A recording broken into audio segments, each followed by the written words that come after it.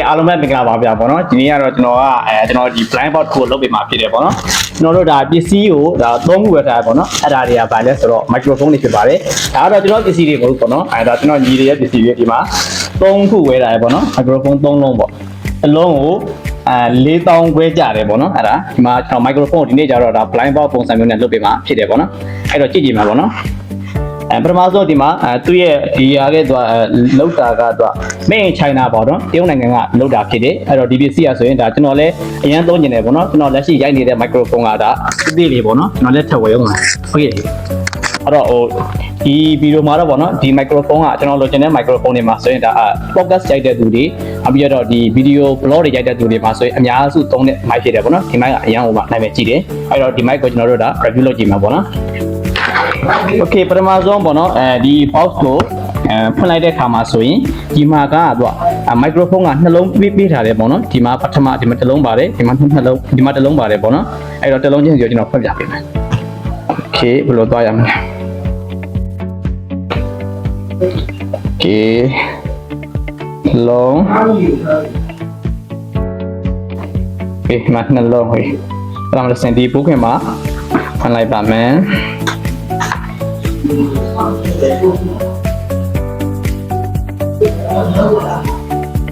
โอเคဒီမှာ transmitter ပေါ့နော်တော့ receiver နှစ်ခုနဲ့ဒီမှာ transmitter တစ်ခုပါတယ်ပေါ့နော်အဲ့ဒီနေရာမှာစပြီးတော့လွဲတာဖြစ်ပါတယ်တကယ်တော့လက်ထဲမှာ transmitter တစ်ခုနဲ့ receiver နှစ်ခုရှိတာမဟုတ်ပါဘူး transmitter နှစ်ခုနဲ့ receiver တစ်ခုပဲရှိတာဖြစ်ပါတယ်နောက်ပြီးဒီကောင်ကိုဘယ်လိုသုံးရမလဲဆိုပြီးတော့သူကဒီမှာ guideline box လေးပါတယ်ပေါ့နော်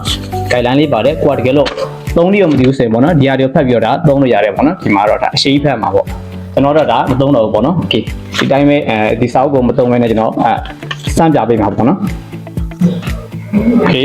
နောက်ပြီးဘာပါသေးလဲဆိုတော့ဒီမှာကအဲ့ဒီ microphone တွေကိုအသင်းဖို့ဆိုပြီးတော့ပေါ့နော်ဒီမှာအသင်းကြိုးလေးပါသေးတယ်ပေါ့နော်ဒီကြိုးကကျတော့သူအသင်းကောင်းတာမပါဘူးဒါကျွန်တော်တို့ adapter ကောင်းနဲ့ပဲတွေ့ပြီးတော့သုံးပြမှာဖြစ်တယ်ပေါ့နော်โอเคအဲ့တော့ကျွန်တော်တို့ဒီမှာ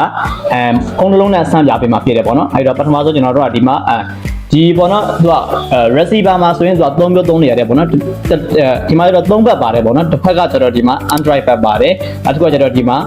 Type C counter ပါတယ်နောက်တစ်ခုကကျတော့ဒီဘက်မှာ iPhone တက်ဆိုပြီး3မျိုးသုံးနေရတယ်ပေါ့နော်အဲ့တော့ဒီဟာဆိုရင်တော်တော်ကြီးကိုအဆင်ပြေတယ်ပေါ့နော်သုံးရတာအဲ့တော့ကျွန်တော်လက်ရှိသုံးပြမှာကဒါက Android phone မှာပထမဆုံးစပြီးတော့သုံးပြပေးမှာဖြစ်တယ်ပေါ့နော်အဲ့တော့ပထမဆုံး Android phone Android မဟုတ်ဘူးနော် Type C ပေါ့နော် Type C ပေါ်မှာကျွန်တော်ဆန်းပြပေးပဲပေါ့နော် sorryအဲ့တော့ဒီမှာပထမဆုံးဆိုတာ Type C ဆိုရင် Type C ဘက်မှာဒါစထုတ်ပြလိုက်မယ်စထုတ်ပြီးဆိုရင်သူကဒီမှာဆိုရင် power clock ပါတယ်ပေါ့နော်အဲ့ဒီ power clock ကိုတစ်ချက်နှိပ်ပြရမှာပေါ့နော်ဒီမှာနှိပ်ပြီးတဲ့အခါမှာမီးစိမ်းလေးလာမယ်ဒါပြီးပြီဆိုရင်ကျွန်တော်တို့ကဒီ receiver မှာပေါ့နော်ဒီ receiver မှာဘေးမှာ clock လေးတွေပါပေါ့နော်အဲ့ဒီ clock လေးကိုကျွန်တော်တို့ကဒါနှိပ်ပြရမှာဖြစ်တယ်ပေါ့နော်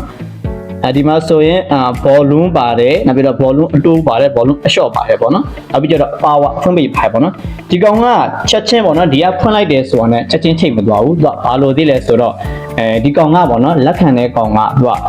ဖွင့်ပေးရသေးတယ်ပေါ့နော်ဒီကောင်ကအပေါင်းဒီကောင်ပေါ့နော် transmitter ပေါ့နော် transmitter ကိုဖွင့်ပေးရသေးတယ် transmitter ဖွင့်ပေးပြီးမှဒီကပို့တဲ့အရာတွေကိုဒီ receiver ကလက်ခံပြီးတော့ဒီဖုန်းနဲ့ကိုပို့ပေးတာဖြစ်တယ်ပေါ့နော်အဲ့တော့ဒီမှာပါတဲ့ receiver ကိုကျွန်တော် transmitter ကိုစပြီးတော့ဖွင့်မှာပေါ့နော်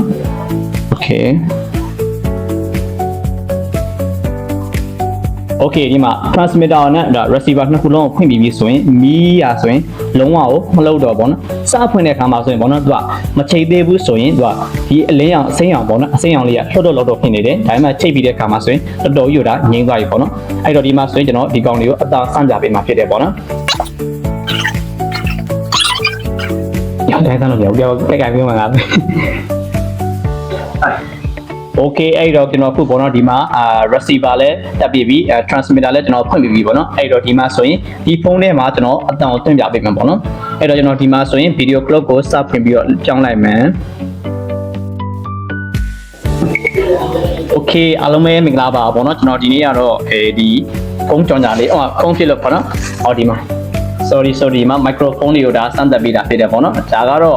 လက်ရှိကျွန်တော်ပြောနေတဲ့ microphone ရဲ့အတန်ပေါ့နော်ဒီတော့ကျွန်တော်ကောင်းစွာစကြည့်ပေးတာဖြစ်တယ်ပေါ့နော်โอเคတစ်ချက်လောက်ဒါပြန်ပြီးတော့နားထောင်ကြည့်မယ်โอเคအားလုံးပဲမင်္ဂလာပါပေါ့နော်ကျွန်တော်ဒီနေ့ကတော့ဒီ